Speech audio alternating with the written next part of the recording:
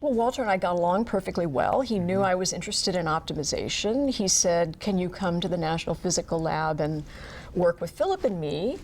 And I spoke to Jean, who was wonderful, and said, you know, if you go to England and work at the National Physical Lab, I'll pay you as an RA. He checked to make sure that was legal. It was. So I thought this will be great. You know, I had been to England earlier. I thought it would be a lot of fun, and it was. So I went to NPL for 7 months. Tell us about NPL and Jim Wilkinson in particular. NPL, at that time, sadly it's not the case anymore, was a really powerful and important research lab. Jim Wilkinson was probably the most famous person there, but there were other eminent numerical analysts. It was a government lab where they concentrated on research. They didn't have to have projects, they didn't have to be tied to anything particular.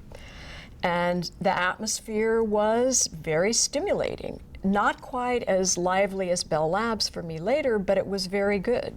So I was there for 7 months. I got to work on my research with Walter.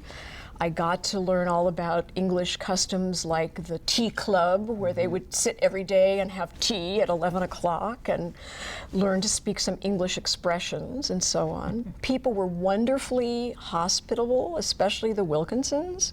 So my husband and I were invited to dinner constantly, it seemed like, and it was really wonderful.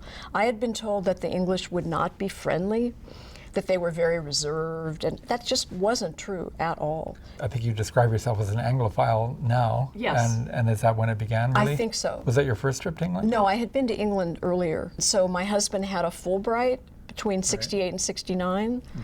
So when my daughter was born in 68, we went to England when she was 6 weeks old, and we were there for a year. Was that when you stayed at Cliveden? No, that's when I lived in Finchley, Margaret Thatcher's hometown.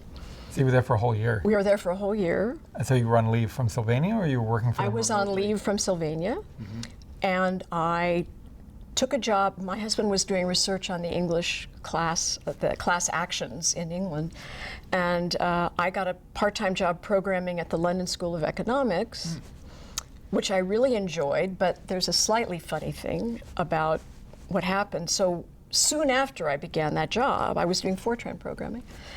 The students at LSE went on strike for something, I forget what it was, and they were on strike a long time, and I thought, oh, this is kind of disappointing. I won't be able to do this work, I won't get paid or whatever. And at the end of the time, they said, oh, by the way, you're getting paid for all those months that they were on strike. And I said, what? But I wasn't working. They said, no, it's the policy that you get paid for your time when we're on strike. So I said, okay. I didn't argue about that. But you weren't part of the... No, I mean, I said, I'm not in the union. I'm not doing anything. They said, that's all right, fine.